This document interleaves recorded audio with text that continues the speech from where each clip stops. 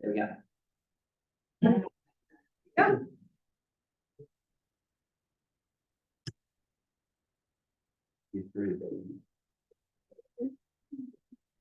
Okay, we are officially in session at 11 o'clock. So we start with the roll call and report of hours worked, so I'll begin. So the meeting time last time was 1 hour, 45 minutes. And the volunteer hours, 18 hours, 15 minutes. So a total of 20 hours. Oh, Lord. Oh, I'm sorry, I had, 18 hours and whatever the meeting was. Just the meeting. The meeting was Thank you. Just a meeting. Okay, great. You were playing smash ball out there the other day, weren't you? And then Anthony is here. I'm not sure if he's back. I have, for my hours, Yeah, for your hours. I have 24 hours plus the meeting. Awesome. Thank you. Okay.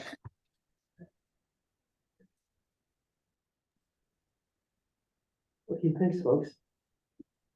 Okay, so we have public input, comments from the public, and any item not on the agenda. We do have someone from the public on Zoom. I'm not sure if they're here to make a public comment. Is that Alan? Yeah. Alan, are you there?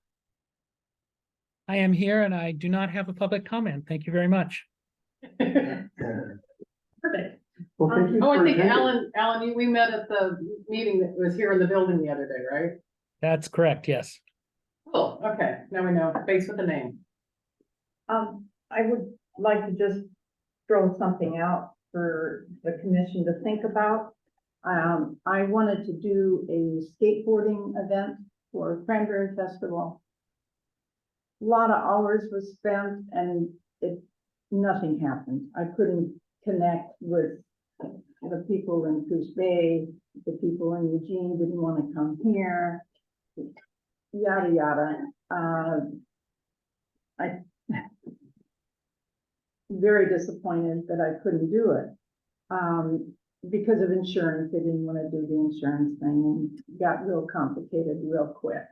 So, but I was thinking that if the commission would sponsor something like an open skateboard event in spring.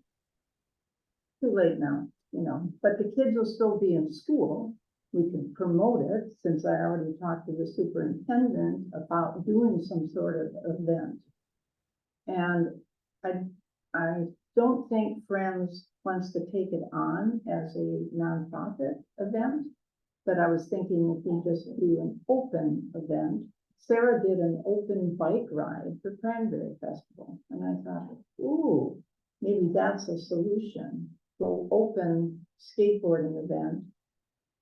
Maybe we still give the prizes that I wanted to give. I still have a donor that's willing to buy some skateboards, new skateboards. We could get somebody, I'm hoping, that really knows how to skateboard and teach the kids some tricks. I couldn't say kids, youth. And, I had an agenda, that they were gonna teach and they were gonna demo and they were gonna show skateboards and what makes a good skateboard and blah, blah, blah. Well, and then, they didn't show. Well, they didn't even want to apply for insurance. So I still would like to do the event because I really do believe in the skateboard park concept, and we have one. If we could just kind of get it rolling, and maybe we can raise money for an even better skateboard park. So I throw that out for spring. Can I ask a question? Yes. Were they going to charge money? No, It was just so I'm just, maybe because it was through Cranberry Festival. I think they could do something like that as long as they signed one of our indemnity agreements, that they will hold the city harmless for anything they're doing on city property, as long as they're not charging money. Yeah, they weren't gonna charge money, but Cause we've the had people, chamber required the insurance. I think it's cause it was through their, Oh, through the Cranberry through the Festival? Cranberry Yes. Festival. Yes, and- Because we've had people who wanna teach like yoga classes in City Park before, and we just, I think the rule, I could be wrong, but I think it's if you're not charging money, you're just then like using the city park to Right, host an activity, in which Okay. case you just choose to hold the city. Like, we unaccountable for anything that happens. so if somebody sues, what happens? They Well, can't you're sue the choosing city. to recreate in a park, so I think it falls under that like recreational immunity thing. Because Where, it's in city park. yeah, because it's just, you know, if you're playing on the Right. playground and you get hurt, you can't sue the city Right. because. Okay, that's good. That's what I wanted to hear. So I Okay. wonder if we can make something Yeah, like that work yeah. outside of an event that already required a level of insurance. Right. Yeah. Something lower key. But it's up to the commission. Yes, it is. So I'm throwing that out there for spring. I think it would be good to get some energy towards the whole skateboarding thing. Zach, what do you think about this idea? I think that it's kind of too bad that it didn't happen at the Cranberry Festival Yeah. because everyone's there, you know? Yeah. Yeah. I don't know. Well, I still would like to do it. I Yeah. think there's interest. Wouldn't you say? I would think yeah. Well, there's lots of people trying skateboarding, as we've seen that on the football court, so there Yeah. needs to be some interest. It's so. fun. There's people who wanna play. Well, I think that's great. Do you have a month? Cause I can at least add it to our list of things so I can remember to bring it up when we're. Well, it's gotta be decent weather, so, you know, almost has to be May, and I wanna do it before school's out. Okay. So May might work. Worst case, we ask the school if we can use that covered area that they have. Okay, Bob, what do you think? I think it's a good idea. I'm sorry, I was in a daydream for a second there or whatever. I haven't got a problem at home or whatever. No, it's a good idea. It's what we have, a skateboard park in here, so why not develop it? Yeah. And see if you can maybe start collecting a group of people that are enthusiastic about it, because that was one of the comments that one of the pickleball players made to somebody that was complaining about the, you know, when we asked them not to put the wheels on the court, was just like, you know, this group invested a whole lot of time and energy and fundraising to make something really nice. And we can do the same towards a skate park if we, you know, turn it to a positive and Right. then start gleaning some names of people that are interested and families and that type of thing. And that would be maybe a subcommittee that can start on that or something. or friends can take it on, knowing that we don't have to have humongous insurance or something, so, okay. Anthony, do you have any thoughts? Anthony? Oh, he says, I agree. Yeah, I'm Okay. here. I just I keep the mute button on there, and so I have to show it again, but, I agree. That's all I can say is I support it. All right, we'll keep it on the agenda as an upcoming event and maybe Good. you can keep coming when it's on the agenda and we can figure out how to make it work. So tentatively, Thank we're you. thinking about May, 2024? May, Sometime in May. okay. School's out at the end of May, right? Kind of June 10th. June, yeah. Okay. Yes. You could do Not like that you're counting. end of May. Yeah. End of May would be good. Well, maybe I'll put it on the agenda then starting in January so that that's like a good time that when we start thinking about it and Right, getting ready for them. right, and planning, that would Okay. help, That's great. Okay. thank you. Okay, so, we have a presentation. We have an honored guest here, Beth Patrick, from the Greater Bandon Association. So, welcome. Thank you, It's lovely having you here. thank you. This is gonna be a short presentation. This is not like maybe the one you had last month at the Gorse, which I know is spectacular because I saw it again on Monday at the chamber meeting, but I'm primarily here just to introduce myself as the new dot connector, if you will, at the Greater Bandon Association. Harv is stepping away after 12 years of being the director of GBA.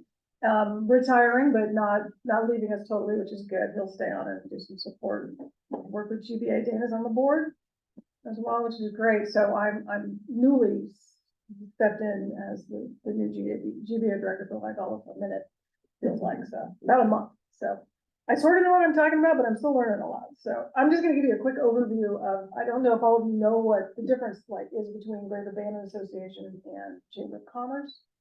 So a little bit about GBA, what we do, and how we're different and how we work together as well. So I have some quick bullet points here. I'm just gonna put my glasses on so I can read them. Let's see, so the Greater Bandon Association is part of the Main Street organization and primarily the Oregon Main Street Association. It is a nationwide program that supports, businesses in smaller communities and especially focused on community revitalization in historic areas and commercial districts. And Harv has worked really hard to get GBA to be one of only 6 fully accredited, which is the highest level you can reach in Main Street towns in Oregon.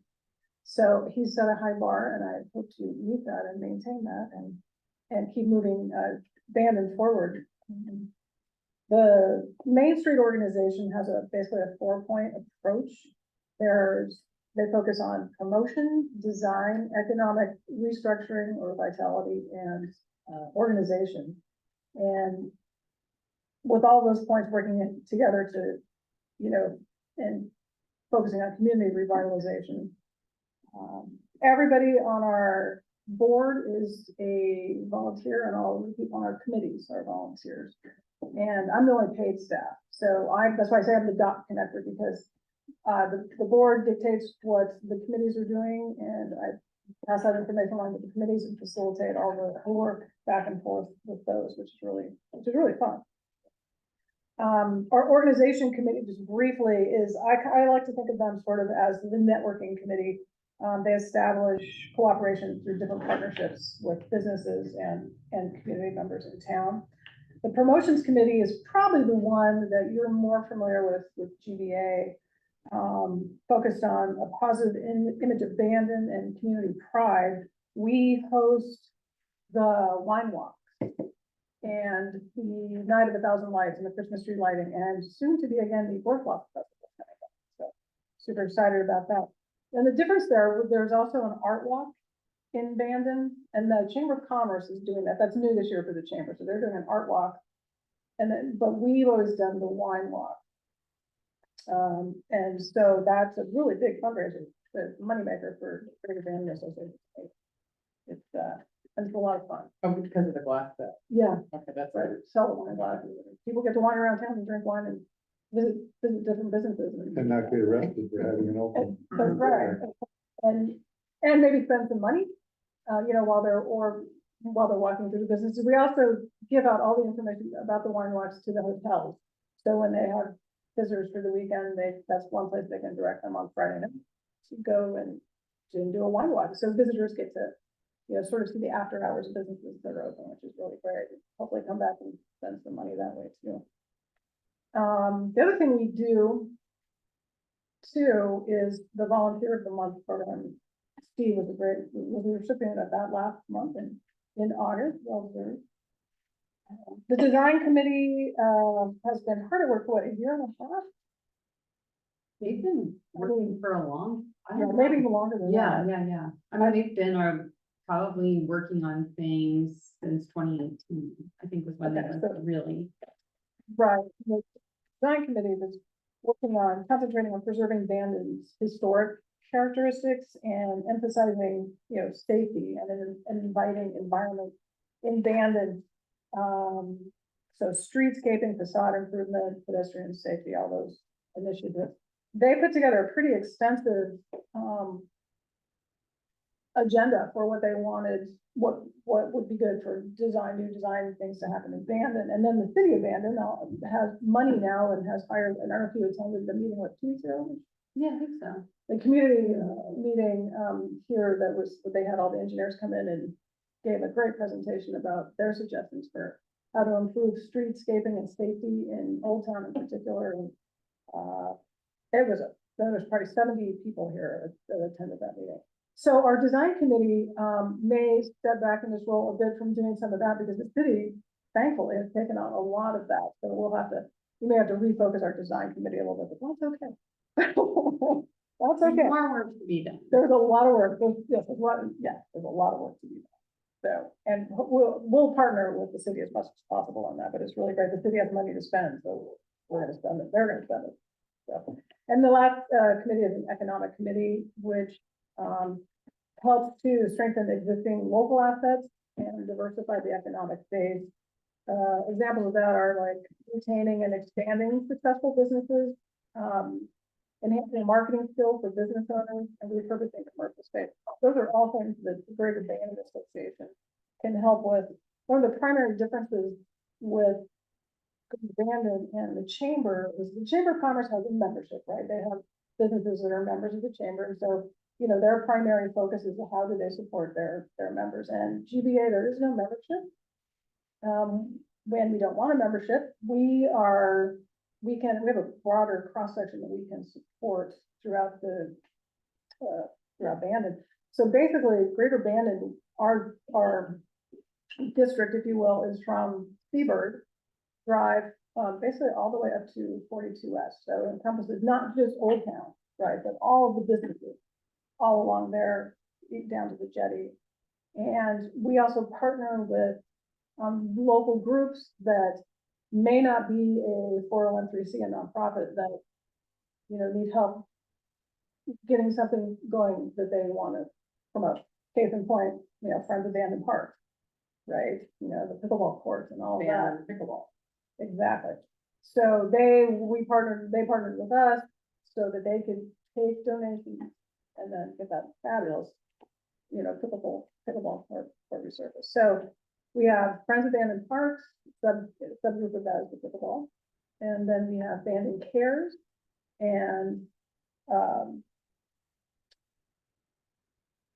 the two others just went out of my head.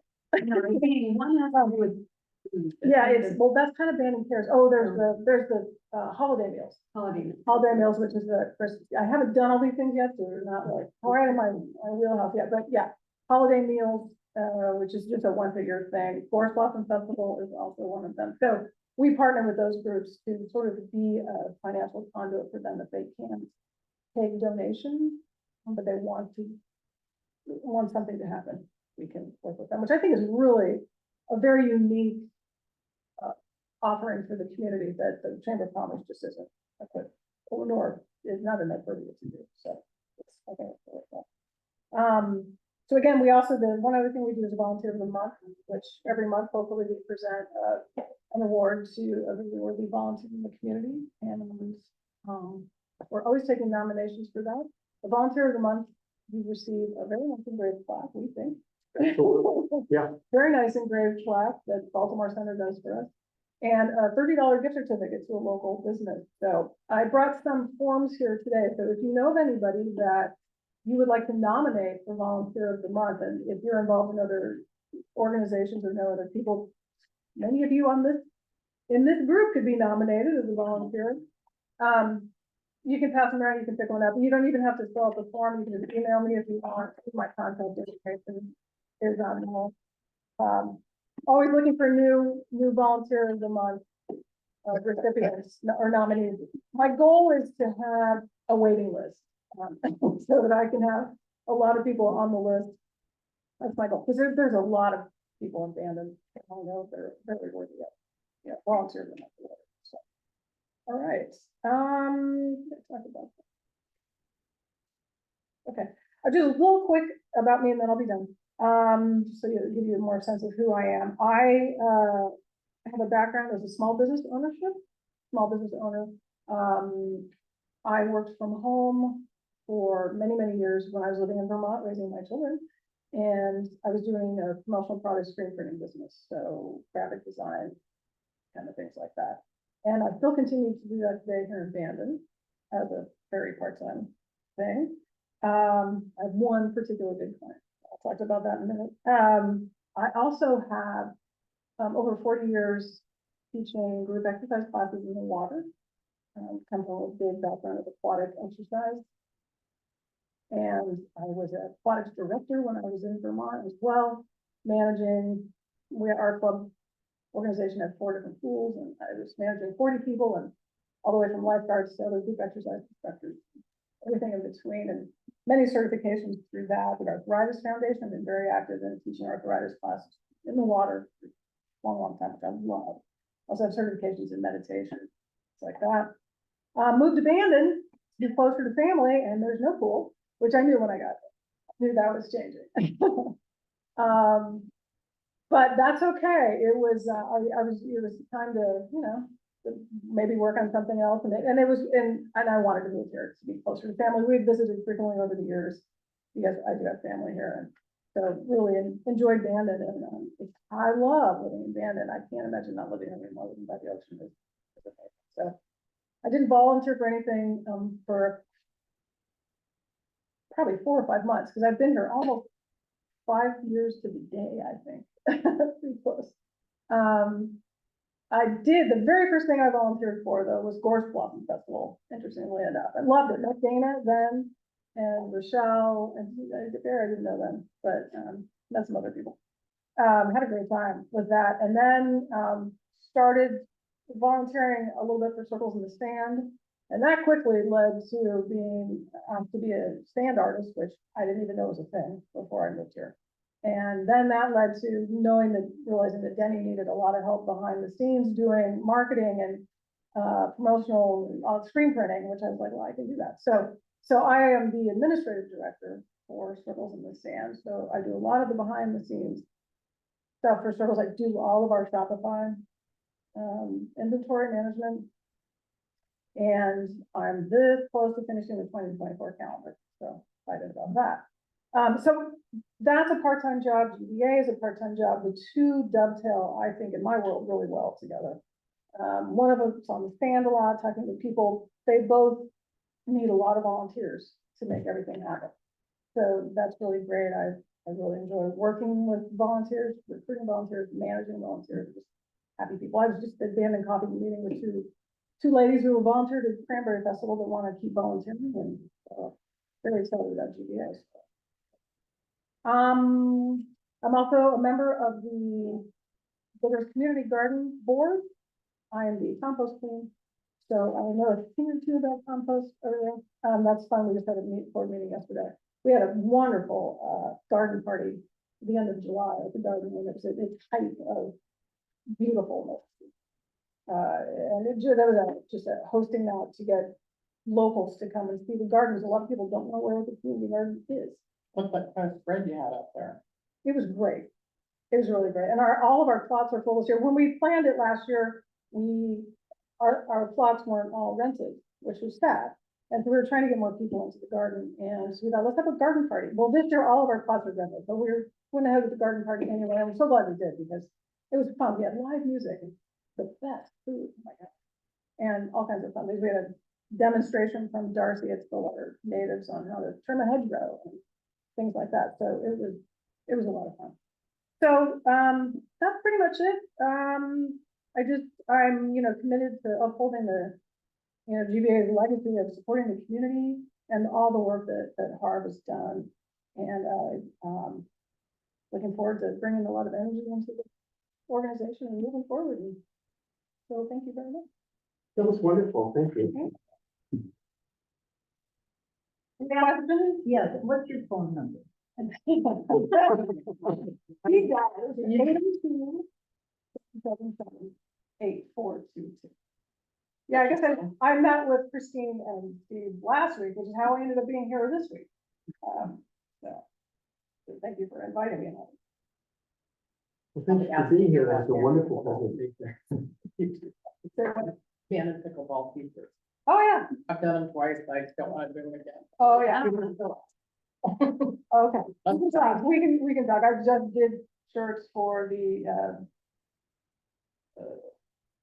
the community garden. Yeah, we did a fundraiser for the community garden and a couple of organizations. Well, I might also hit you up for t-shirts too, because one of the things that I talked to Margaret about after the Cranberry Festival was how helpful their like bright green shirts were. Right. She said they made them specifically for Cranberry Festival, but then we talked about just buying a set of t-shirts that just say volunteer on them, that are like super bright, almost like the pennies that you wore in Yep. school, that you could just, you know, bring to any event. So like our events, our training events, things like that. It's kind of goofy, but that might be a. No, full circle. And, you know, we got into the parking business, Mhm. unfortunately, trying to get away. But all of our volunteers, we have safety vests. for them. So, right, Mhm. don't run me over, safety vest, and they're all printed with our logo. So I've done vests and. Right. So we can, Might be opportunities here. Well, that was fantastic. So for new business, we've got parklets and the streetscape plan as a topic. And that was one you put on the agenda, so I'll let you take it. Well, the streetscape plan is quite comprehensive and it has a lot of elements to it. And one of it is they were discussing having mini parklets. Basically, would be a very small area of greenery where we could have some plants or some trees that are native to this area, which would be, I think, the most important consideration. We don't want to be planting any invasive species. So I was wondering if parklets would also come under Parks and Recreation, or if we're just about big properties. Well, so I think that the difference would be, if there are parklets that are permanent and owned by the city, they could fall under your purview if you wanted. You guys are kind of governed by the Parks and Rec master plan, so all the things that are listed in there are like city designated park properties. And I would say like traditionally, those are lands that are zoned for specifically, you know, for park purposes. But again, I think, you know, that's like sort of the bare minimum of what you cover. I think you certainly could aim for doing more than that. If you're interested in parklets, you could take that on. The Greater Banning Association, when I worked for them, we did write a grant where we have money still in a budget for more parklets. The first one that we put in Old Town in front of Banning Coffee Cafe, I think I got that grant in 2017. And it didn't build out until 2021 because there's a lot of pushback from the community around parklets. It's amazing to think that now because everybody loves the parklet, but the first couple times we did it, people hated it. So Is it the same thing as Pocket Park? well, so Pocket Park would be different. The parklet is like where you take a parking space and you turn it into a park or Oh, like a so- public. Okay, so like what's in front of any top. Yeah, Okay. and then. Yeah, what was the, a pocket park is more like a tiny green space. Right, okay, Yeah, yeah, but I'm, okay. so I would say like that's where they're just slightly different. And parklet is like a sort of made up term that came out of, and it's actually funny because it's, Friday is parking day, which it was this thing that people made up. It's park with parentheses in day. That someone made up, I think in San Francisco, like 10 years ago, where they just sort of guerrilla tactics, like went in and plugged a meter in San Francisco and rolled out a fake, green, grass mat and put a parking table or parking bench up. And, anyway, so I think it's like, it's totally made up, like the term parklet is just made up. So we can call whatever we want parklets. I don't think it's like but it's a fun idea. And I think, I mean, Christine, I think I see you every time at the parklet in Old Town. There's opportunity for more of them or more pocket parks. Are So- the parklets and pocket parks, are they maintained by Public Works? Well, I don't think we have any pocket parks right now. There, I guess you could kind of call the one that's on First Street a pocket park. It has a picnic table and it has a little artwork in it. And I think that's maintained by the port, but that's actually private property. First Street New York. It's like across from the city's new parking lot. it's by art, Oh, yes, Yeah. by the art, that that corner one intersection. where the whistling. Yes. Yeah. Yes, that's exactly The right. weird thing that is Yeah. all the time. Yeah. And that one is maintained from the port, but owned privately, and the parklet in Old Town, Greater Abandon Association paid for the materials for it. The city installed it, and now it's maintained by the private property owners, so the, Oloro and the Coffee Cafe. So there's sections like on Lincoln and Seacrest, there's a big swath that the city mows because Yeah. it's not allowed to be built on, that's not considered a pocket park. Well, Or see, is it be? I think, I mean, Anthony probably can chime in here, cause we talked about updating the parks master plan a couple years ago. And I'm not sure if that one's listed as a pocket park, but I think you could still go back to that project of updating the parks master plan and designating it as such, because I know there was a group that wanted to maintain it, Well, so doing the native. city finally just mowed it. Oh. Yeah, which was great. But then, There's isn't a that, little section of it that some people are Okay. making into a native garden. that's what I thought, Yeah. yeah. I think we can designate it as whatever we want in our parks master plan, so it's up to you guys if you want, When you're asking. identify more. Yeah, Who's doing the native? And Susan, that's right, I think. and Anthony, you said into the chat, the master plan has a list that needs to be updated, so. I think the last time it was updated was 2018. Can't remember, I think in that update though, they just updated some of like the language, they didn't necessarily look at our inventory and update all. So, So streetscapes would have a combination of private parklets and parklets on city property. well, the parklet is still public, it's just maintained by private property owners, but it's still public space, anyone can sit there, you don't have to shop at the business. So none of that would involve public works maintaining anything. Because I know No. they've got a lot of to do. Yeah, and that was sort of the agreement that I made with Tim, that if we paid for the stuff using other funding and I installed it and Tim wasn't required to do anything, then the parklet could work. The only sort of maintenances, I think we've had to pick it up like one time to do street sweeping. But other than that, actually, there was a request last year from a city councilor to take it down in the winter, and the private property owners said absolutely not. They love it so much, so that was where they agreed to maintain it sort of in exchange for it remaining there. That's what they did the plants and stuff. Mhm. So they had to replant some new plants, things that died, they have to water it all summer, they have to weed it. And the idea is they keep it clean and we keep it there. But that's our only obligation at this point. We do have money for another one. We just haven't found the right spot for it to go. Where property owners willing to do that. Are these parklets also opportunities for locations for bike racks? That's a little tougher because it would require that we drill into the city street. And the idea of the parklet is it's temporary. So far Tim has said no to that. Because in Eugene, they have them, you probably have seen these before, and I forget now the name, bike corral is what they're called. So they'll use a whole parking space and put, bike parking in there. And not even protected or anything like that. And that has so far been a no. Okay. Well, that was informative, thank you. Hopefully that's helpful. But yeah, go ahead. There is a spot that, that I was, loosely went to a meeting of his beautification group or something. And we walked over to the dress store, I forget what it's called. Devon's. And in that spot, it's quite big and it's concrete, I think. Mhm. And there's a fence. So it's blocked in, would be a nice quiet little spot, just to sit, have a picnic table there. And you could do something there, I think. Is it right before you go up the hill to the hotel? It's Yeah. on the flat. It's right by her door. Okay. And if she would be willing to maintain it, it's partly hers, but it's partly. It's the city right of way, so like Second Street actually just like technically continues straight.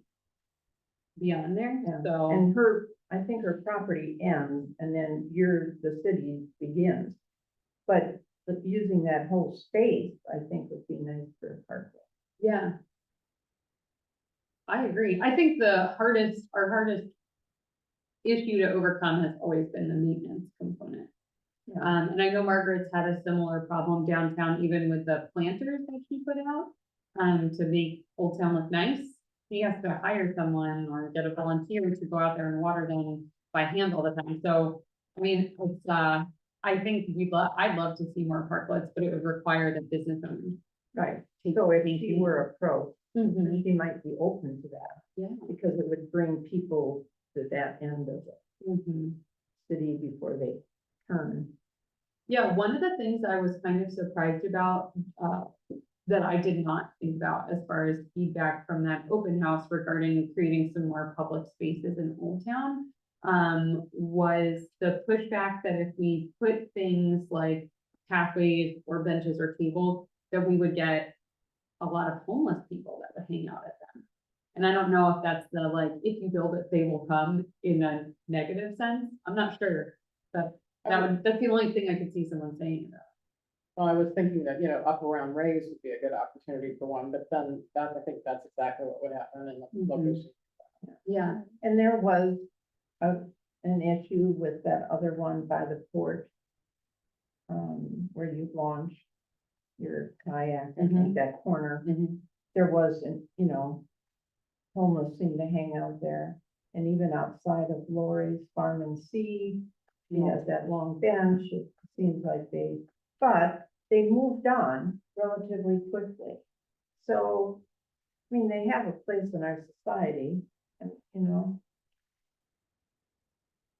Yeah, I just don't know if a private property owner would be willing Might to not. maintain. I'm not sure. Also, though, I was just gonna say, Anthony sent this over. Let me know if you can see it.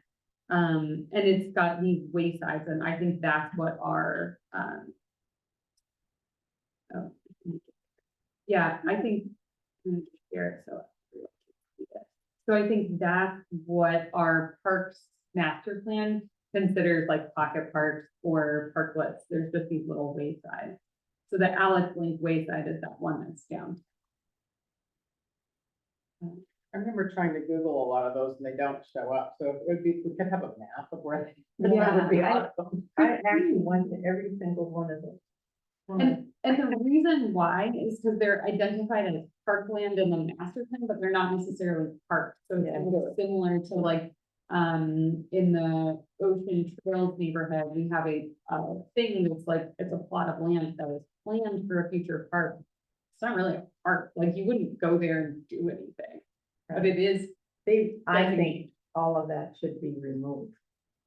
And I thought when we talked about redoing the master plan, that all of that was gonna be stripped out. But the only problem with getting rid of it would be then you can't turn it into a park later. I mean, you have to amend the plan again. So we could, I mean, I think we wanted to keep all of those, because they're all it's a planning document. It's not necessarily like something that the public should use to go figure out where to live, right? But it's where we could plan for it. Right, like the community garden is a special use park, but you wouldn't consider the community garden a park.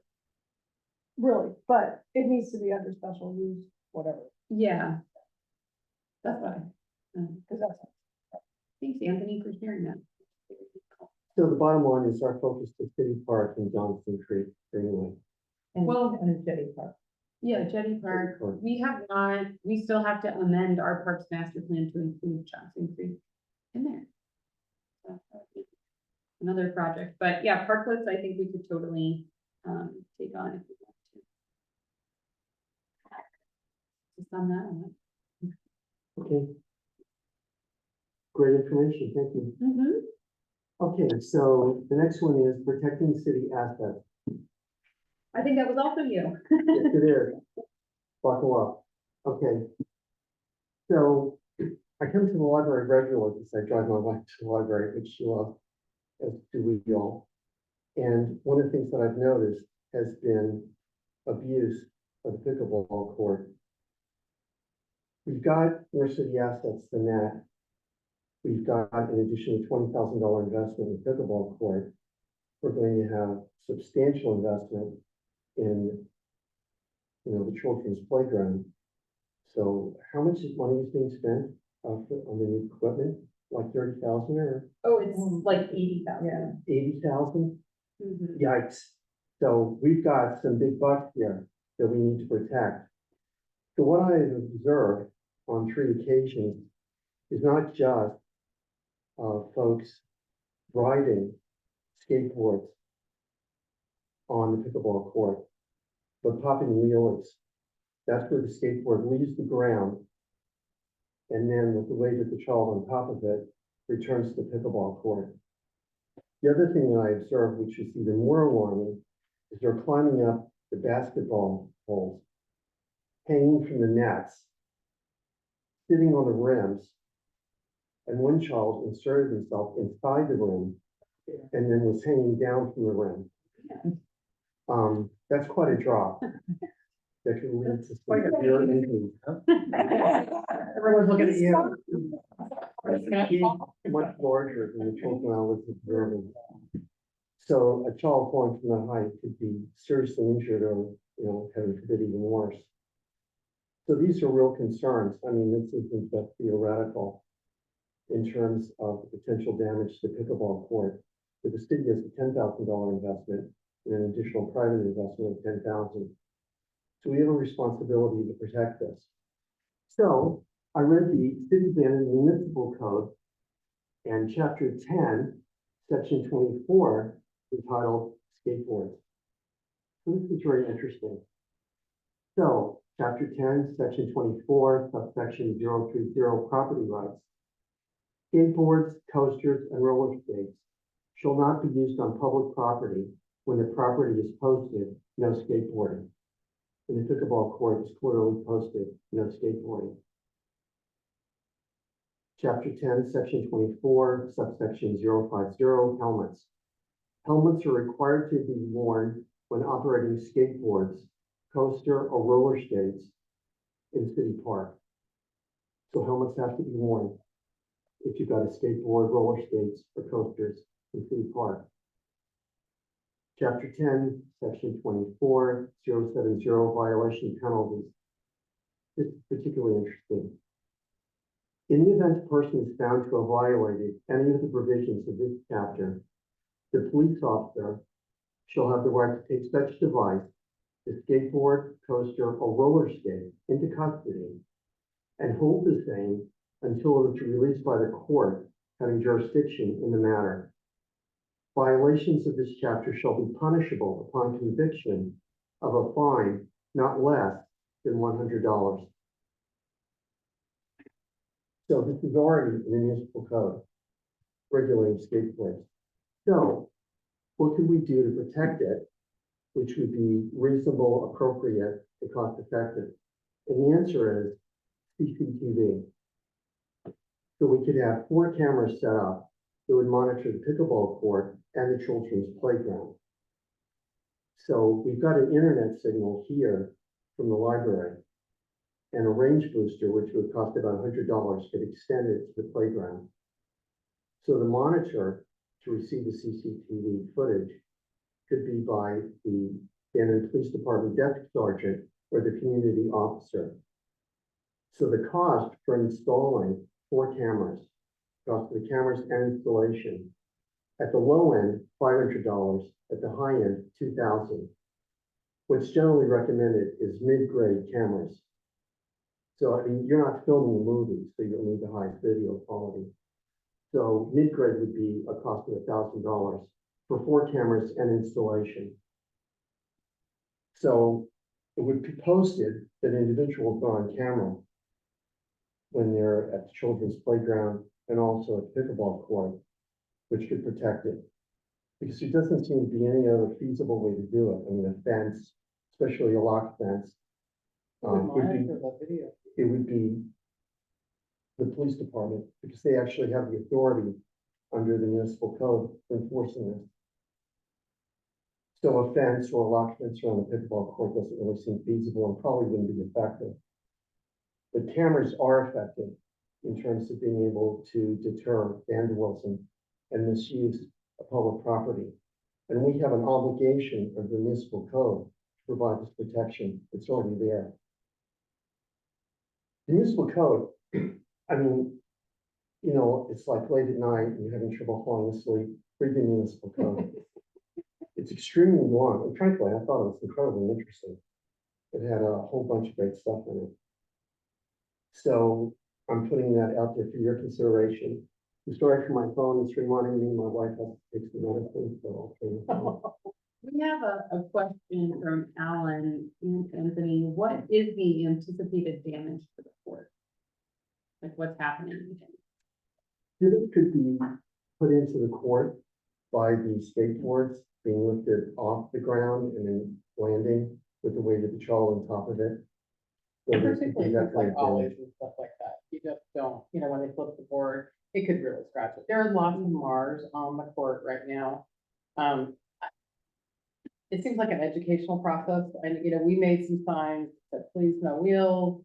We put those up for a minute, you know, just a temporary measure, and I was very flattered or complimentary to Tim. He ordered the metal signs, and we had some additional ones made up of Freedom Graphics that kind of was the icons, no, you know, and it showed all the different wheels and explained, you know, please use the skate park on the other side. And he was saying that he's done a lot of research through his work, public works things, that a more positive message works better, less punitive.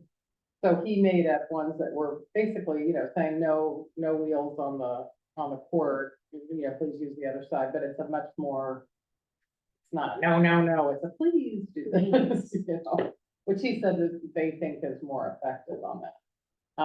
After all the activities that were out there in Cranberry Festival, kept some cranberry stains that are out there.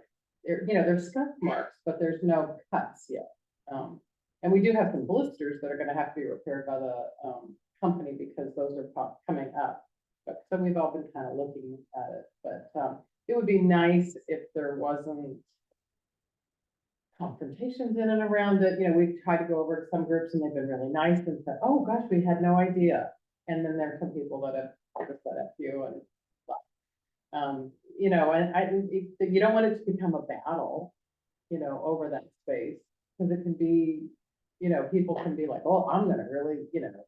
And one of our members, I thought, had a fabulous point. She kind of went over to a group and said, you know, I think I mentioned this before, but if you know, if we worked as a coalition of all kinds of private people, 36 people contributed to that court, getting that court resurfaced. They said, you know, we can do the same thing for expanding skateboarding and somehow maybe getting that message out as a positive, as opposed to, like, I just don't know if that negative, if we post the fine, you know. Well, think, the National also Institute Anthony of has- Health did an Oh, extensive sorry. study on signage and what signage is effective and what isn't.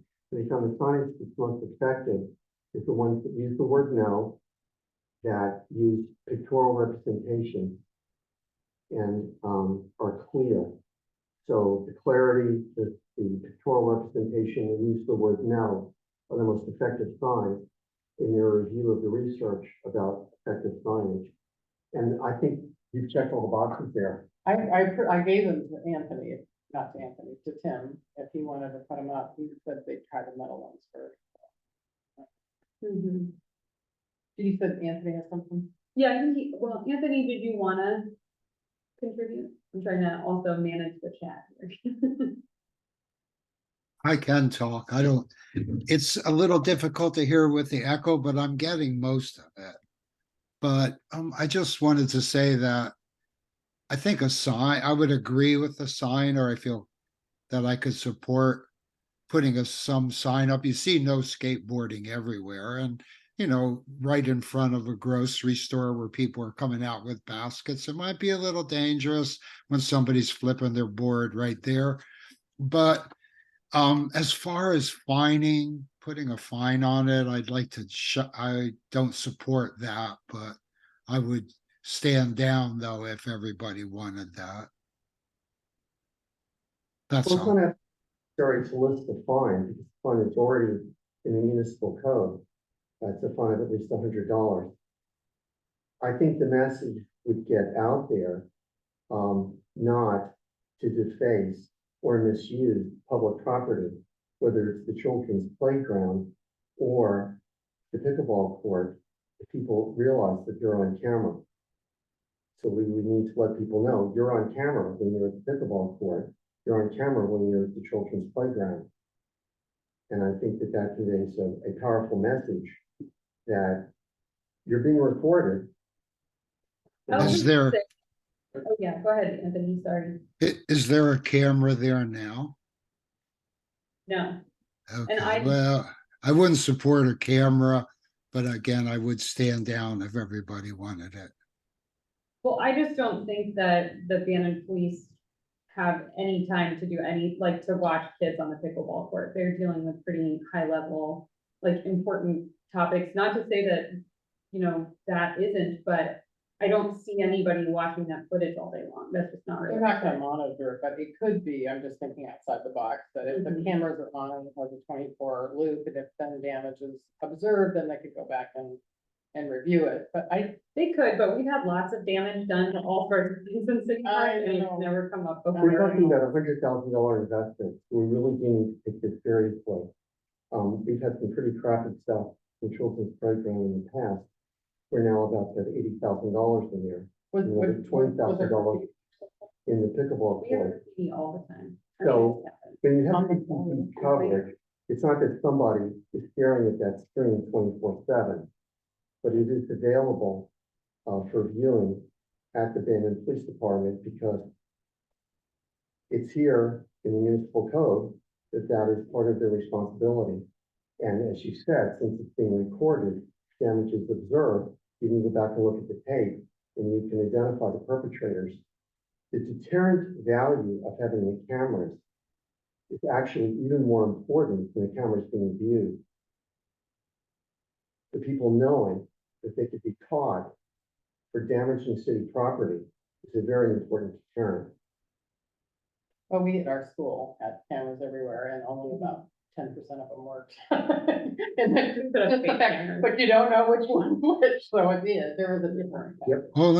Only if you leave the camera on public access so we can watch the games. Live stream the pickleball. We're so good. Now, that's a thought. Well, pickleball channel,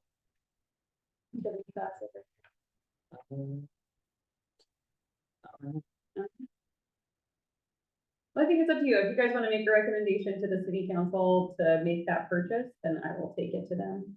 Have you heard any chatter from young people about, you know, the fact that some people are being asked to not use the wheels out there? Nobody? I don't hear much about the wheels, I hear more basketball stuff out of that. You know, there are ordered new backstops and rims, so I mean, or the support of the basketball is still there, absolutely. The lines, somebody mentioned that the lines weren't put back on there, but they never were going to be, because the old ones were completely gone. You don't use the lines, right? It's just for fun. Yeah. Ignorant. yeah, I haven't seen any high school age students out there. Oh, there was tons I mean, over the past. abusing the court. Oh, no, No, I haven't seen any of them on skateboard. Yeah, it's been younger children and high school students are too mature to engage in that kind of miscreant behavior. What high school students have you been hanging around? I hang around a lot of students.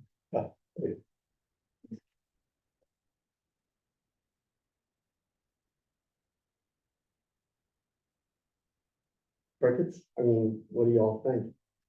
Anthony says, I would make a motion to install a sign, please no skateboards on the pickleball court.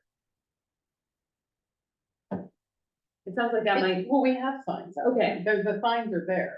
The city's already installed them. They're really nice. It puts both of them up on the poles. And they also put it on freestanding ones. They're green. They are not the no, but it is very clear that it's stating that there should be no wheels on the court. Well, you've got the international symbol with the line through it. No, they didn't include that. That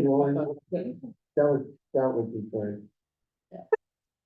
Yeah, they found that to be very effective. A graphic. Well, if it seems persistent, maybe he can have those signs, maybe he could just put them up on have those sets. If they help. Mhm. Because you have to imagine the comments that we would get from the city council. If we've got $100,000 invested in city park and there's damage, and we didn't do our due diligence in trying to protect it, that would be horrific. I mean, we should be able to have nice things in Bandon. But if we're going to have nice things, we have to be able to maintain it, and we have to be able to protect it. How often is, you said there is currently graffiti damage and stuff on the playground? How there- often and? There was on the boat that we had, I think it was because of the material that it was made of, because it was old. Yeah, you get scratched. It was like a cutting board material, Right. and so they could just, people could scratch into it, and then we would just go out there and sand it down. So that was the kind of graffiti. I don't know, apart from the boat, if we've had the same sort of damage happen since then. I think the new stuff that they make is kind of like bomb-proof, a little bit more. I mean, you could still paint on it Right, and things like right. that, but not as easily etched into. And if it's recorded, it's usually cleared up as quickly as possible. Yeah, Broken window, whatever that's called. whatever, yeah. Yeah, whatever happens, Tim finds out about it usually immediately and gets someone out there to fix it. But I would say overall, we haven't had like an enormous amount of damage done to our park, I think compared to other places that I've worked in. I mean, our bathrooms are pretty decent, usually those are ruined by people. Our playground's in pretty good condition, I think. I mean, I haven't looked at the pickleball court. No, I was gonna say, there was another question too, about. Like, is there any damage done to the court from people who are like falling, like if they're racket balls or, No, it's what they did is they painted it. It's a painted Yeah. surface. mhm, So there's scuff marks from people obviously wearing, there are scuff marks, you know, but that, I mean, it's so funny because right now that's such a concern with all the indoor courts. Because they just resurfaced all of the courts and so they're basically eliminating all play on them because of the kids are gonna have to have this whole system this year where they all have to have separate cubbies and separate sets of shoes because so they won't mar up the floors. and, yeah, you know, we're never gonna monitor that kind of thing, but yeah, no, people fall, there's rackets that are hitting. We haven't observed any damage from it yet. yeah, and I think that's like an interesting thing to consider. Definitely like our parks get damaged, but it's like wear and tear, right? It's just like expected that from use, things are gonna happen. I agree that. kids After going out Cranberry there- Festival, there was a ton of mud all over it yeah. because there was some moisture from somewhere that, and they got trapped on there, but that can be washed off. Mhm, Yeah, the focus here is on malicious damage mhm. and on people being both warned against doing malicious damage and being aware that they're on camera and they could be held to account for this. So this provides accountability for that kind of damage, because that's gonna get to be expensive. We haven't had really nice things in the park before, now we are. So we have $100,000 in assets that we're obligated to protect. So I'd like to make a motion that a recommendation, in addition to the signage, which has been really good, for a 4-camera setup, which would cost about $1,000, with the monitor at the block at the Bandon Police Department. Can I ask a question? Sure. So have we approached the police department if they would even, that's something they could do? Well, actually, it's already in the municipal code. That's part of their job. Step out and get a little more. wild. My first, I'll let you guys. Have a good. I have a throat license. Oh, no, I'm okay, I'm okay. Just water. Thank you. And it's pretty modest investment to protect, you know, the substantial assets we're on the cusp of getting in City Park. And this isn't the end of the assets we're going to add to City Park. Eventually, we're going to have an expensive and outstanding skate park that's going to be installed. So this is just the beginning of some really nice things in City Park. If I could make a comment, I'm not on the committee, but, I actually think the cameras are a good idea, but I think it doesn't matter where the monitor is or who monitors it. I think the only real sense of it is that you have a recording of it, say for a week, Right. you know, and on the modern recording things, it's not a lot of stuff, you know, a couple of little thumb drives and you've got a week's worth of recording there. Exactly. And put it in here, and you've got a recording, something happens, you go back and look. And, you know, it's got timestamps and stuff, so it doesn't matter where the monitor is or who does it. It's because it's to go back and check things, Absolutely. That's the old. and it's a deterrent. Yeah. It's just the notion that people would be aware that there is a monitor at the police department, kind of up the game in terms of people taking it seriously, knowing that potentially police officers looking at what you're doing. We wouldn't expect a police officer to be glued to the screen. No, but, and you could even just say that it doesn't, don't have to say it's at the police department, just say, will be, you know, anything, will be checked by the police. You're done. Absolutely. We could include that notice as well.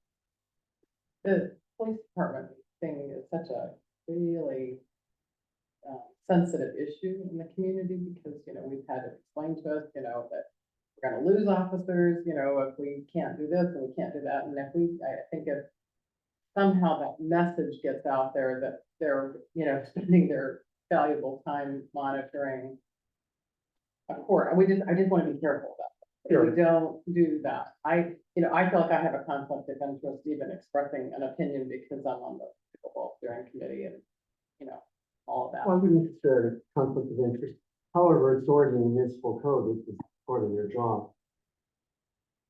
Yeah, and like I say, I don't think it matters where it is, just that it can be viewed.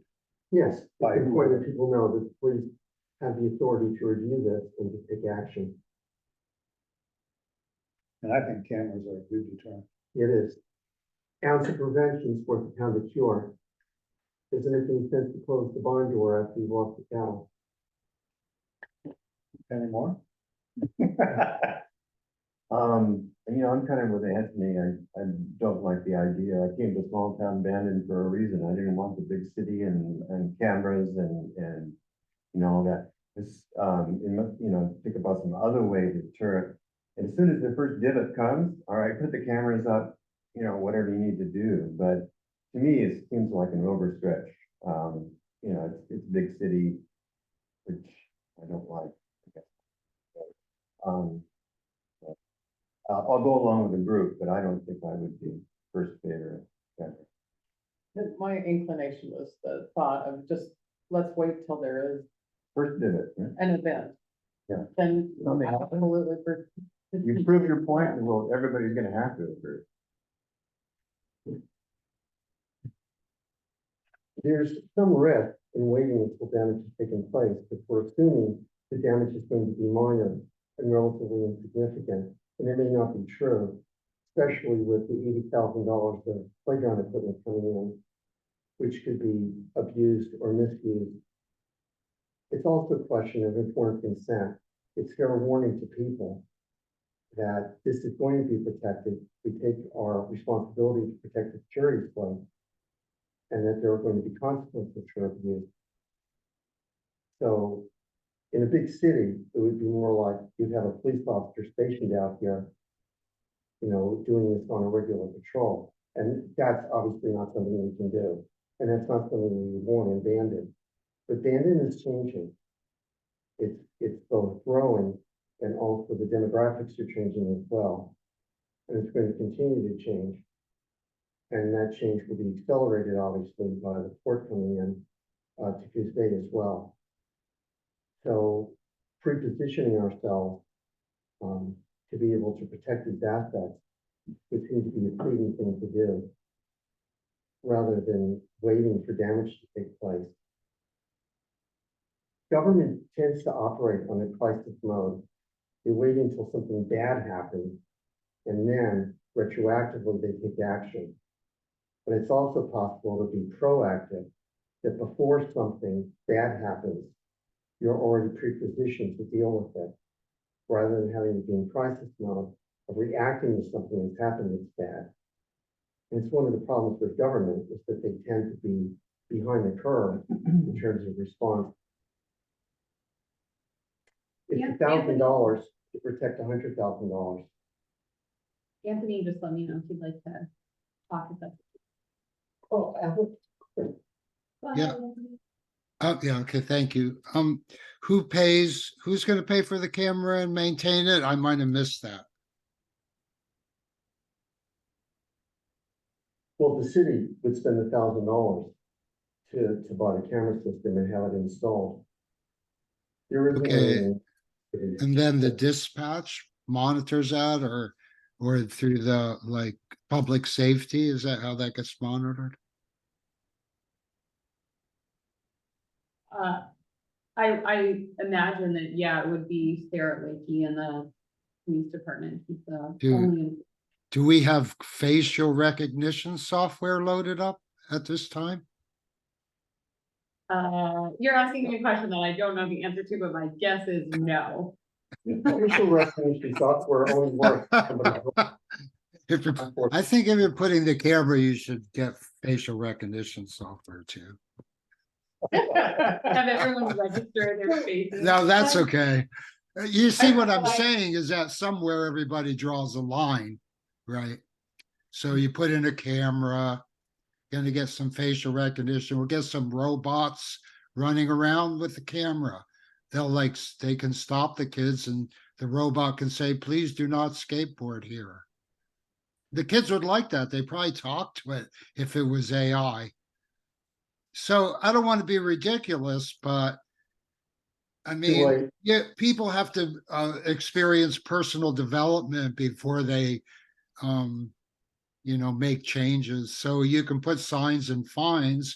The fines are we live in a high poverty area, so chances are when you slap a fine on somebody, they're not gonna be able to pay or just gonna add to the stress they're already experiencing. So anyway, that's all I really want to say, but if the city is willing to pay for the camera and monitor it, then I think, you have an asset and I agree with that. And if that's what it takes in the current social climate need cameras to enforce things, then I guess I don't have knowledge of that. So you should move ahead with it if you could afford it.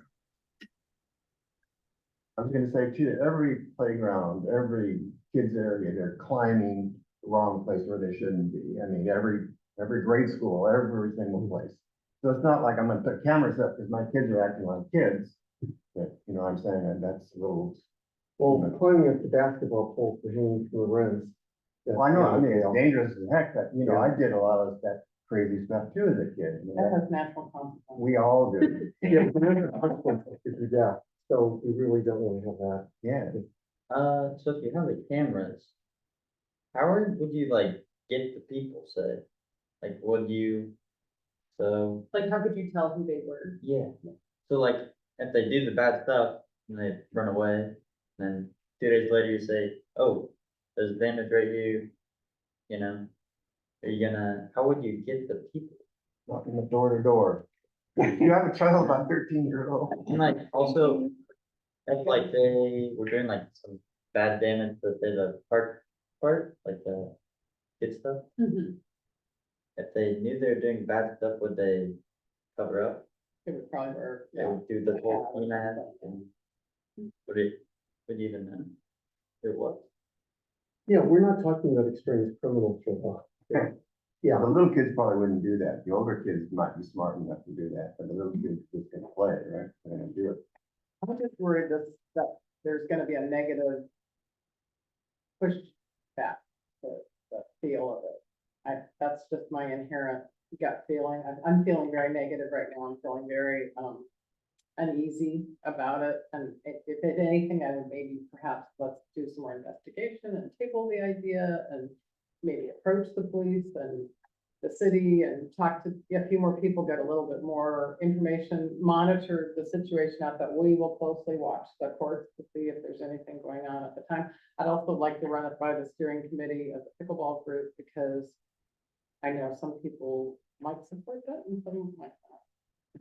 One of the things to bear in mind is that the pushback we would get from installing these cameras is pretty minor considering the pushback that we would get from having invested $100,000 and having it damaged. That politically would be much more difficult to deal with. There would be a lot more pushback because this is taxpayer money that had been squandered if we allow it to be abused. The real advantage of the cameras is the prevention. It's not so much that we want to catch people doing something wrong. We don't want them to do it to begin with. We want to incentivize people not to do something that's wrong. And the knowledge that they could be held to account can be an important prophylactic against people doing something wrong to begin with, that they're being watched. Can I ask a question? Sure. When you were monitoring or observing kids Mhm. on the pickleball court doing whatever they were doing, what was average age? Elementary school, junior high school. I didn't see anybody older than that. Right, and did you see parents? There was an occasion when I saw parents, so I went up to the parents and talked to them about it. And they were actually, not from Bandon. Their kids were just messing around, while they were taking a break. Actually having a picnic at City Park. They were very apologetic and immediately withdrew their children, from the court.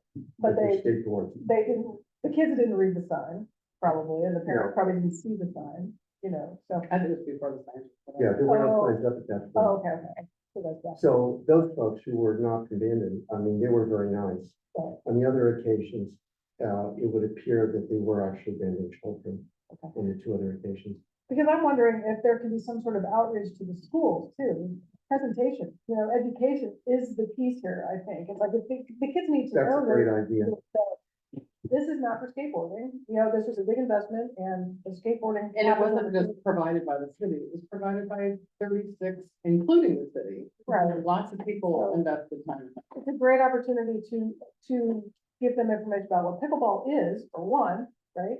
And then also to the educational piece of, hey, this costs some money and we would appreciate it if you would be respectful. And that could say, oh, I'm going right over there with my skateboard, but I don't think so. I think overall it's an opportunity to educate the kids. Because I'm not sure, my sense is a lot of those kids are gonna be there without their parents. Mhm. And they're not gonna read the signs, they're not gonna care, they don't know, they're just gonna, hey, look at this great place to skateboard. Yeah, ultimately developing a really good skateboard park will alleviate some of the problem on the pickleball court. But we still have the $80,000 that we're investing, in the playground equipment that we have to protect as well. And I think that's a great idea to inform the schools and send home notices to the parents. The parents are also aware of this. So not just to inform the children, but let the parents be informed as well about protecting the pickleball court. That's a great idea. Thank you.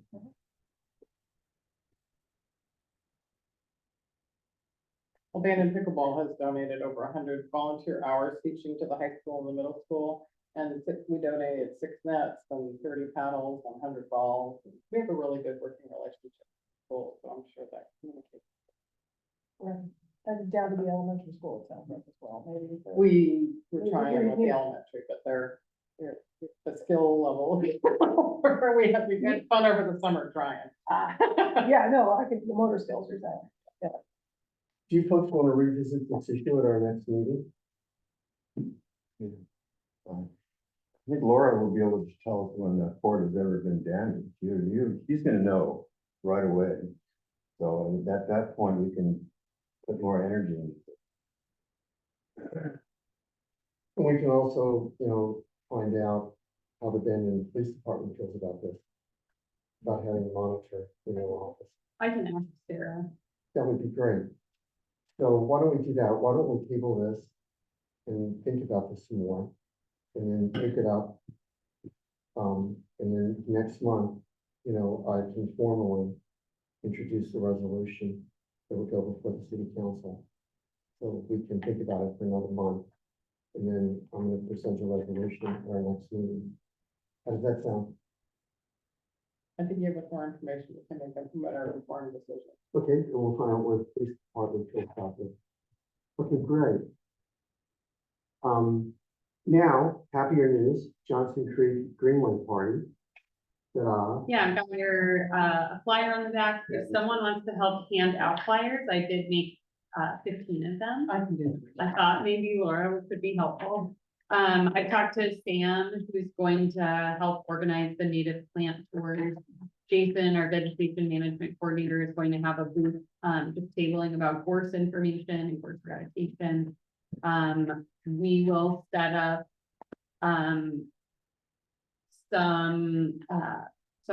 we'll set up some areas for people to just sort of hang out. I'll probably bring some chairs, but it's been a sort of bring your own chair event and just kind of get to know it. We'll have little maps available so people know where they can and can't walk. I'm gonna put cones out saying, please don't walk on any of the bridges. I was just gonna say, the bridges, are you gonna? Yeah, you won't be able to go on the bridges. It'll really just be like a little out and back on the south side of the park. And pretty basic, just really, and I think even from just putting it out to the community, the feedback that I got from people is, where is Johnson Creek? I know. So I think I put the map out on the city's website as well, and the link that we sent out to people. I printed some maps too, if you wanna, like, where you're hanging up the poster, say Johnson Creek. So the biggest problem is most of the places in town where you put these up. Yeah. So limited I space. know. You Ooh, could shrink it to half and Yeah. put the map smaller. I can do that. If then I think it would be easier. Let's do that. Yeah, poster with a I map mean, on it. yeah, everybody in town that I've mentioned it to are really excited to hear about it Mhm. and learn more. You know, watching, we had this watching place, was there? Yeah. Well, it doesn't exist yet, Yeah. but, and that's the other thing that we'll have there is some poster boards where you can do the voting, where you just put a little dot on it, as to what you want to see out there. Are we gonna do food and drink? Yeah, I need to figure out, I wanna do hot dogs, but I just only have that giant grill. And so I'm trying to figure out if there's like a smaller grill we can We use. have a smaller grill and of Oh, course it's gonna help. Yeah, I normally work at that time. Yeah, Saturday, I'm at the market, so I mean, I could have somebody try to watch my yeah. shop while I'm in Yeah. Clover for a little bit of Well, it. we have the hot dogs. They're like frozen. Okay, So it's all right. all the hot dogs. I can buy the buns. Well, again. of course, he'll bring our small grill. So Okay. It can be just. What is the source of these hot dogs? We got them from the food, what's that place called in Tuesday? The restaurant supply place. Oh, the Smart and Final like place. What It's is not called Smart and Final, but that's basically the same Yeah, company. whatever. it is. The chef supply. Yeah, Something like that. Anyway, that's where the hot dogs came from. And I love hot dogs. Yeah, So we know that. Me too. they're my I'll favorite. be dropping off drinks Thank you. during the week. So I think the consensus was Pepsi and Pepsi Light. Is that- I am not going to the grocery store and saying I want to buy sport. That's not gonna happen. yeah, we saw our grocery store. Yeah. I had a chuckle when I walked by. I think What is whatever you want to It's a do great is drink, perfectly so- fine. Sport, I love sport. Yeah, We'll have water, ice water available. I'll probably get like bags of chips and stuff. And it's really just very casual. The idea is just to get people to know what it is. So there's no like formal events or anything. So is the interest in having a non-caffeinated soft drink as well? Is that the purpose of this sport substance? I don't know. I think it's a flavor, I don't think right? it- I think water is the most, I think if we just had water, that would be fine. Yeah, Honestly, I would just have I water. would just feel guilty about bringing all those plastic bottles. Yeah, and we bought one of those big orange, like Gatorade jug things to fill up with ice. Yeah. We That's don't the go way back to go. up for that. Yeah, so that we're not creating an enormous amount of waste. But yeah, other than that, pretty chill little activity, hoping for good weather. Looks like it's gonna be nice. Next weekend from 1 to 3. I hope you can attend. Oh, good. I mentioned it at our board meeting yesterday Oh, sweet. because we meet there at the overlook right there at Johnson Creek. Oh, that's great. Did the rest of these belong to the library? Okay. We can do that. Yeah, Okay, yeah. excellent. Thank I'll you. get some updated posters with a map on it. And Oh, then- we got it all. Perfect. And yeah, I hope to see you all there. All right, we, We have the tree subcommittee report. Sure, I'll just update you that they spent the last meeting, we went over the guide again, we're doing some like final changes. And then also updating the permit, which will go online. We discovered after updating the permit that the permit is nowhere on the city's website, so it's awfully hard to apply for the tree removal unless you come in and talk to us, so. That was a good discovery, and we're also planning for the tree planting, which is going to be on, November 18th, starting at 10 a.m. And, there was a lot of talk at the last meeting about whether or not we would have scones and biscuits, so I have that written. November 18th. November 18th, 10 a.m. And let me try to remember. City Park. At City Park, yeah, we're gonna focus on the area that's like where let's see, just east of the dog park, that sort of treed area. We're gonna be replanting a lot of smaller trees and focusing on diversity, and then in the circle in the center on either side, also again planting more trees, but also looking at some shrubs and bushes to protect our small trees as they're growing. Sam has a list of all the trees that we've gotten donated so far that are in the acclimation station. That most of them have survived, which is pretty incredible. We waited to take a lot out because they Yeah. were looking so bad. So hopefully it'll start raining and when they can pick them up, they'll do better. Yeah, and then we visited the deer house you're talking about? Yeah, because we pulled bunch, but that's half of what's over there. Oh, that's Was awesome. from our house and we were like, after we did it, we were like, "These don't look very good." Well, But we just waited. Yeah, there Somebody were wants to come over to my house, they can get all the trees they want. Yeah, we donated some. I only Okay, yeah. took 10 over. Yeah. I think we had tons donated from the community, which was super great. And then we also are gonna be purchasing some from Stillwater. Yeah, like silk tassel trees and some of the shrubs that we could. Yeah, that's what they're working on.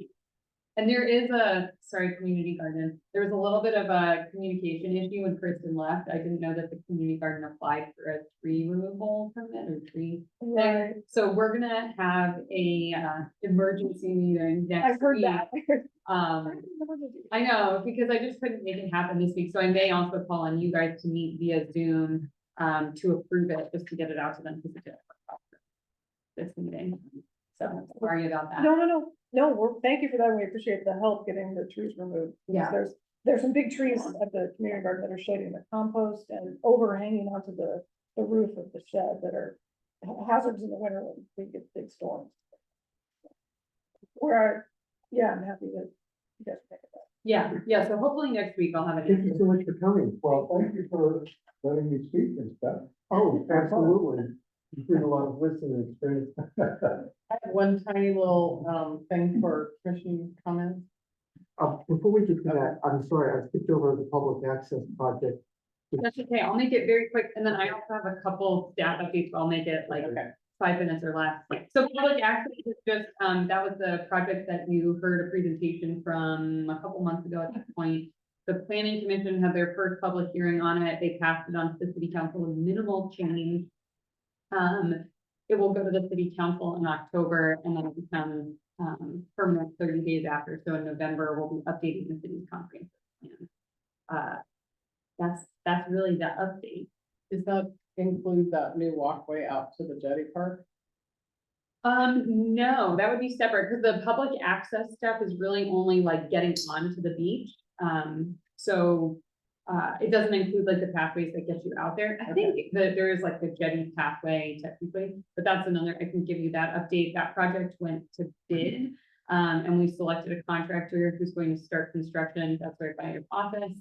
In the next few months, because they have to get it done before December. Good. And that is the connection of the sidewalk from Old Town in front of Edgewaters and then connecting us around the corner just barely over onto Jetty Road. And then from there, we'll just be keeping it gravel and putting in pedestrian enhancements. Lots of people are excited. Yeah, I mean, it's crazy because just that very small section that you're gonna see cost $375,000. We did get grant funding to cover a portion of it, but building sidewalks are just Crazy. expensive.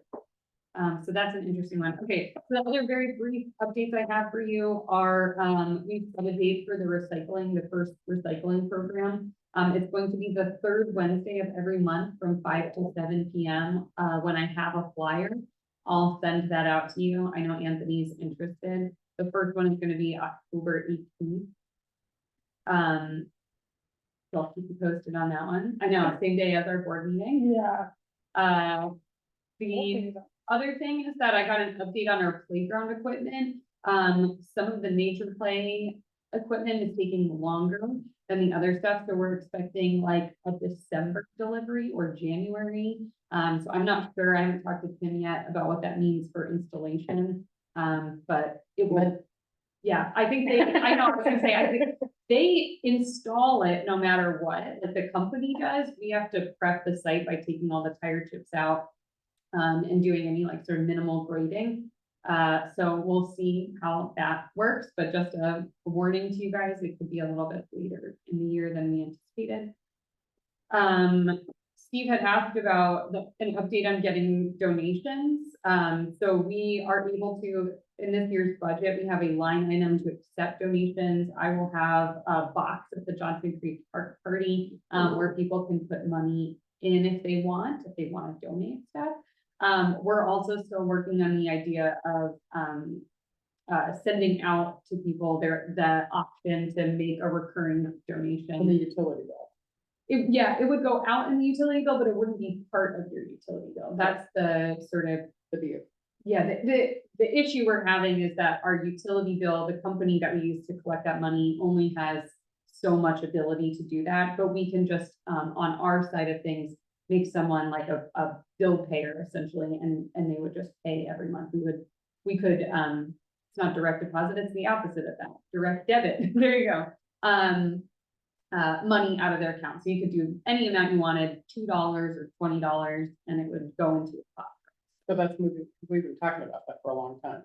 Got Yeah. some traction on that. Yeah, the holdup was that we were just trying to do it through Cassell, which is the program we use. I think our finance department has found a different way to do that. So we're There's just gonna be gonna, a little box at where you pay your utility bills in City Hall. where people Yes. can- okay. that's what I'm gonna have. So like right now we have, I think you can contribute to like the Canine Fund or something like that. And so we'll have another sort of, I called it a coffee can. I'm just like, please give us money for parks, shaking my little can. And so that will be available, but you can just put cash into it anytime or checks, whatever people wanna do. And then you'll also have the opportunity for a monthly recurring. That's lovely, thank you. Yeah, and then like, oh, Um, sorry, good question. Yeah, on the playground equipment, so the December, January for installing it, and then just before that, you'll have the engineer wood fiber chips in there, right? Yeah, I haven't ordered them yet because the delivery time isn't that long and I'm trying not to have them sitting outside in the Sure, rain sure. for too long before they get delivered. So I'm waiting until we get a set in stone delivery window for the equipment before we order that. And you've got a, Public Works has got a truck to take the tires from to No, be recruited. and that part has not been figured out yet. It Okay. may just get stored at city shops for now. I'm not sure what's gonna happen to it. Our biggest hurdle was getting it out of there and getting new stuff in, and we'll just have to figure out what happens to it afterwards. And then my final update is just on staffing. So I'm the only person in the planning department right now, but we have 2 job descriptions out there, one for a planning assistant and one for a part-time planner. I have applications for both of those positions, so keep your fingers crossed. What's the time frame? The positions close on the 19th, which is next Tuesday. So I'm hoping to have one person start next week. And as soon as someone else can start, that would be too. I'm hoping for like as soon as possible. To also support you all. So I wrote into that the job description that there will be support for the Parks and Rec Commission, because I know I can only do so much for you and you deserve much more. And you told them what nice people we are, and they'll just love happy with it. If I didn't have so many committees and commitments to work on, like I would love to work with this group more, but I just know I have limited capacity. So hopefully this new person, can help support you more. If you had a comment. Just real quick, yeah, I was out at pickleball, they always do all the nice improvements right before Cranberry Festival, which included taking out a really janky electrical line on the back of the pole. Oh, And, they promised that they would put it back and it's not been put back, so we would just love to make sure that what electric, is it? it's an electric box so you can plug things in. Oh, At the base, when they put the signs in, we also took the electrical out, because it was all janky Got and it. all bad looking, and it's, we do have things that need to be put in. Okay. So it's like, it's an outlet. And then just put the outlet back in, Okay, on the back of the poles, on deck. pole or poles, I don't know. Poles. I don't know. I'll ask Jen. I assume it's the electric department that took it out. Yes, they were up there on the Okay. little bucket. Perfect. I'll find out. Yeah. I didn't even know those were out there. Yeah, they said they were gonna put it back, but we just thought we'd just make sure to rattle that. I'm happy to. Do you need a volunteer for the Johnson Creek? Yes, I do. Do you want to volunteer? Okay, I'll email you about the job that you can do. We have multiple. Yeah. Many things. You can take my. I know I'll be printing the whole time on there. Yeah, maybe do you like to make hot dogs? Or you can buy my booth. Yeah. When Royce could do hot dogs together. There you go. You can, we need parking attendants, we need people to hand out maps, so I'll give you some options and you can help me. People are gonna be driving by not knowing where. Yeah, We're good? I think so. Anthony says no comments. All right, Right. perfect. Cool, thanks. How's your school year going? Good. Bye, Anthony. Bye. Bye-bye.